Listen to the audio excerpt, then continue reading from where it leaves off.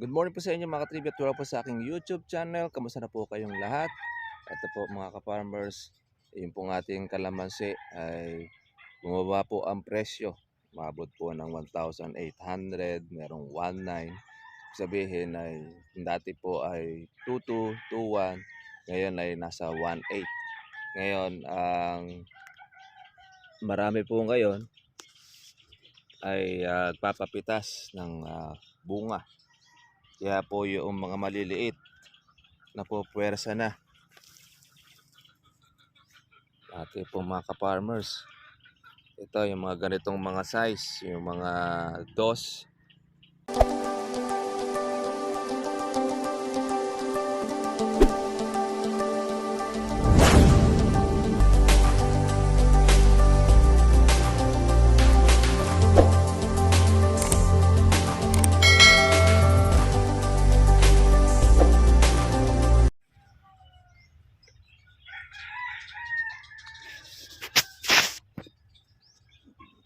Good morning po sa inyo mga katribya. Welcome po sa aking YouTube channel. Kamusta na po kayong lahat?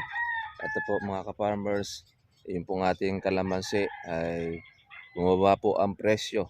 Umabot po ng 1,800, merong 1,900. Sabihin ay dati po ay 2,200, 2,100. Ngayon ay nasa 1,800.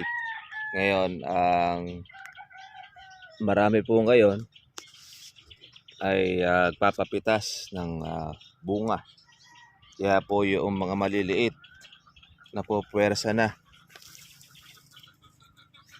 Ate po mga ka-farmers, ito yung mga ganitong mga size, yung mga dos, yung mga 3, 4, nakukuha na po ngayon.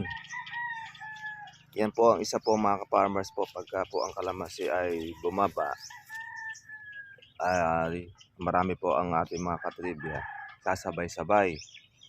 Tatakot dahil baka magtuloy-tuloy po ang pagbaba. Kaya nangyayari, ayun, bumabara po sa palengke. Pag bumara mga katribya po sa palengke, yun po kalamansi, ayan na nga po yan mga farmers, bababa po ang presyo. Kaya yung iba naman, dagang nag-a-alarm na, lalo na kung po pwede na pong puwersahin. Kaya nangyayari, nagkakasabay-sabay, yun ang mangyayari po sa kalamansi po natin, nabababa. Hindi naman natin po pwedeng pigilan yung pong ating po mga kababayan na pupitas, lalo na kung malaki po maliit ang bunga ng kalamansi nila, sa kanila pong karapatan po yun mga farmers, dahil choice po nila yan na maging pera o mabalik po sa puhunan ang kanila pong mga kalamansi, ang kanilang mga ginastos. Kaya tayo po mga ka-farmers, kalma lang at magpapalaki po tayo ng ating mga bunga, dahil halos wala pong matitira po sa kalamansi po ninyo kung ito po ay popwersahin natin na pitasin ng mga maliliit, kasi una-una wala pong katas, tapos marami po sa bilang ang inyong kalamansi, tapos sasabay po tayo doon sa mababa po ang presyo. Ay ang mayayari po diyan mga katribya, ayun, magsasamantala ang mga buyer at pati na rin po ang mga ahente. Kaya ang ginagawa po namin, nahaya lang muna namin magkapitas po yung iba. Yung mga talagang hindi na po kayang pakapaghintay at mga naiinip na, ayun, pinapaunan na namin sila na pumitas. Pero tayo naman, ayun, magkukuha muna po tayo patubig.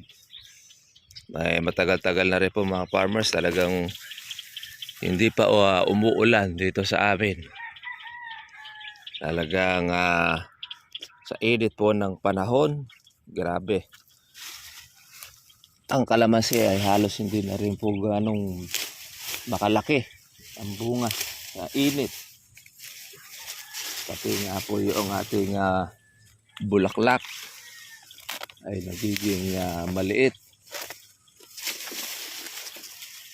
Natin po yung kulisap. Pero yung iba naman ay buka na rin.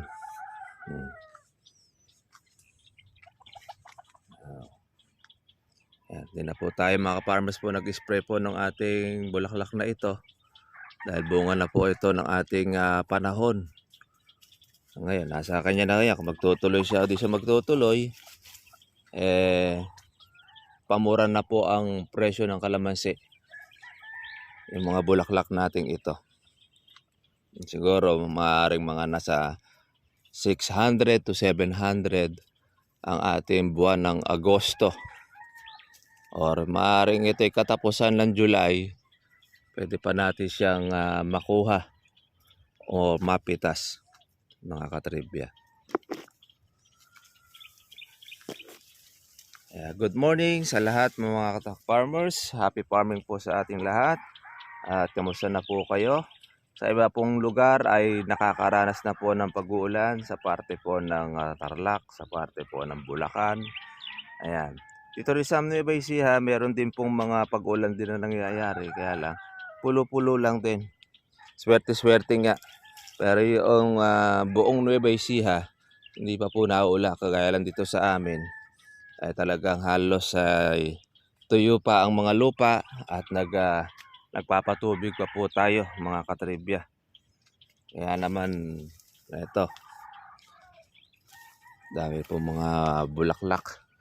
Kaya ang kalamansi po ay hindi po humihinto ng pagbubulaklak dahil ayan, sa tindi po ng init ng panahon.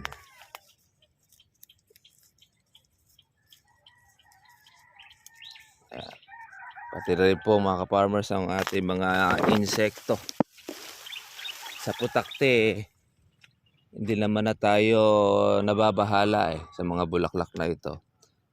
Ang sumisira po ngayon ng ating mga bunga ay ang mga harabas. Ang harabas, yan po ngayon ang sumatinding kalaban po ng mga farmers. Dahil yung mga bukong mga maliliit, pati na rin po yung malalaki na, kinakain pa rin niya.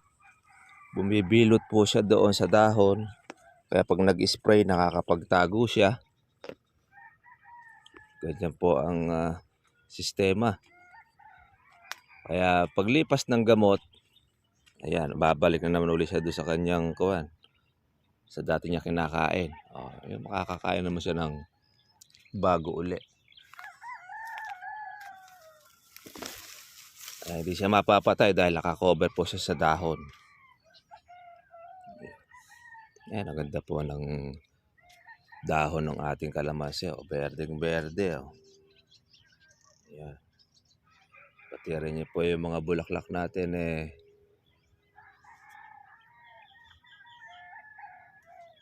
mayroong magagandang mga nakabuka. Ayan, tapos kinukuha na po natin yung mga nakakover, yung mga buko nating bunga pa ng ating pag-i-spray. Ayos naman siya.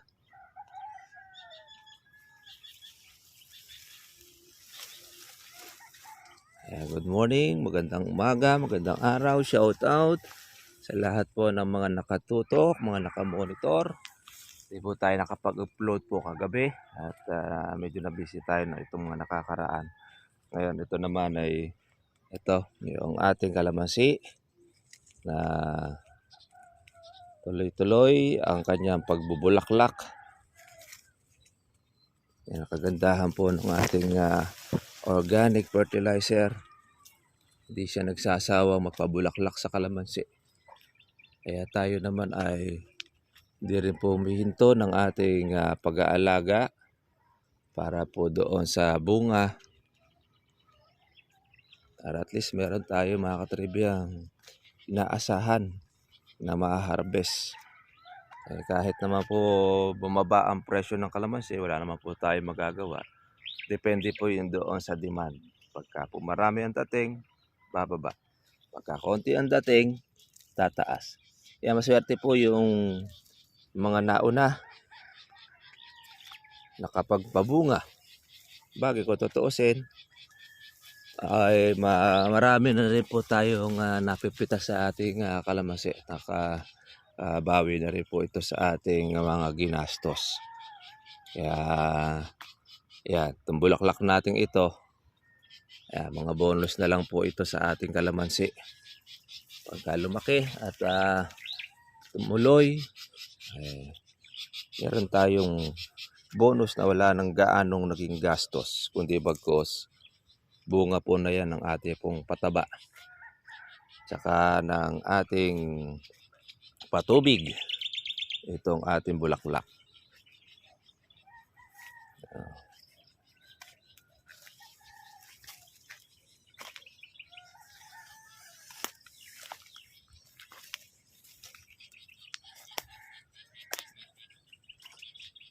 Itong ating kapitbahay, isang beses lang po ito tinubigan sa buong Tag-Araw, kaya po yung kanyang dahon ay nag-brown na halos na. Pero litik ang bulaklak po na sumusulpot. Nagalit ang kalamansi, kaya lang ayan, tila mamamatay na siya. Ganyan kasi ang kalamansi pagka nasobrahan ng stress, naluluoy, nauubos po ang dahon. Sa atin naman mga ka-farmers, ang advantage naman po na nag-aalaga, lahat naman po ng buwan, meron kang inaasahan na magiging bunga ng inyong kalamansi.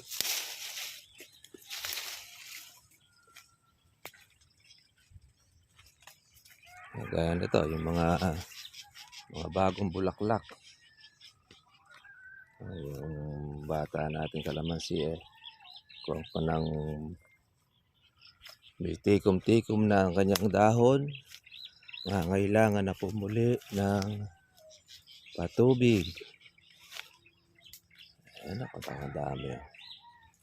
Sumibol ang bulaklak, iba naman po ay halos buka na. Ito buti ng bulaklak ang ating kalamansi. Ito yung bunga na po sa panahon. Kaya pa pwede lang natin ito sprayin once a week. Pero sa nakikita natin, ang mga bulaklak ng kalamansi ay maganda ang kanyang pagkabuka. Ayos naman.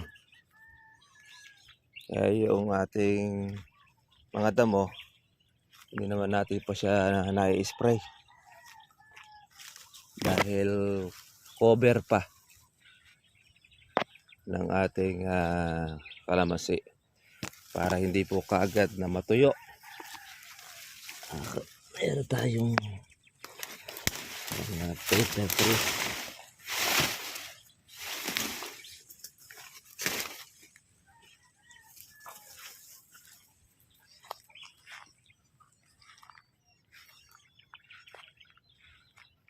Ayan. Tapos lang mga bulaklak. Ayan. Kaya marami ito pagka tutuloy yan dahil bunga na ng panahon. Kaya mapapansin niyo mga ka-TV, parang buwan ng August tsaka ng September, yan po yung tagmura kalamansi, panahon kasi yan. Lalo na pagka po nakatikim po ng malalakas po na pag-uulan.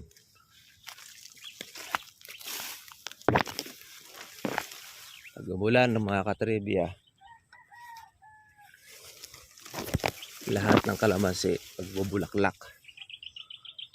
Lahat yan ay nakikita ninyo nag-alaga at hindi po nag-alaga, mayroong bunga.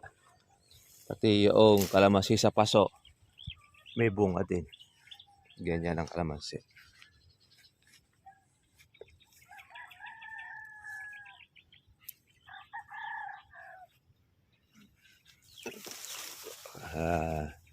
Malalaman na lang natin mga katribya, magtutuloy-tuloy po yung pagbaba ng presyo sa amin. Papalaki na lang po tayo ng ating bunga para po hindi naman tayo madihado sa timbang saka sa size. Marami po kasi mga ka-farmers ngayon, pinipitas na po yung kanilang kalamansi kahit po maliliit. Mas malaki po ang nawawala kapag po pinong-pino kalamansi ninyo, tapos mapipitas ay dihado yung may-ari. Kikita doon yung mga mamimitas tsaka yung buyer, kasi yung iba sa sobrang liit ng kalamansi, ang ginagawa nila, nilalagay na lang po sa reject yung mga gahole na nakukuha. Ang reject wala namang ganong halos presyo rin, kaya lugi ang mga may kalamansi, ang may-ari. Yung mapapayo natin, may palaki na po natin ang ating bunga para maganda-ganda po ang inyo pong bigat o yung madal. Bumaba man po ang presyo, at least nagiging doble ang size ng inyong kalamansi at bibigat. Eka nga.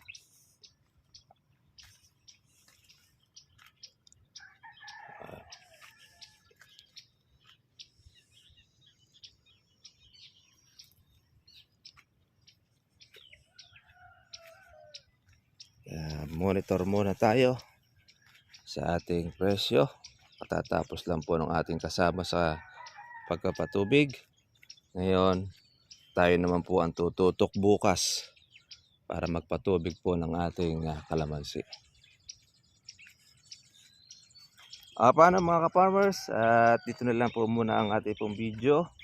Kita-kita lang po tayo po bukas para susunod po natin pong vlog. And monitor lang muna tayo ng ating pong inaalagaan na ating mga bunga. Tapos yung mga bukong maliliit.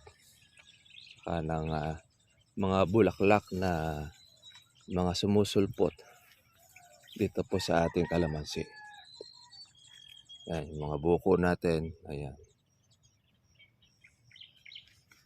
At tatanggal tayo ng ating bagging.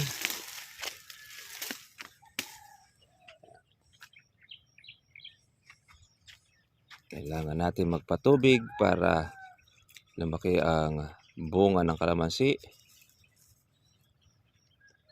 Tsaka matustusan yung ating mga buko. Sige, God bless po sa inyo lahat mga farmers.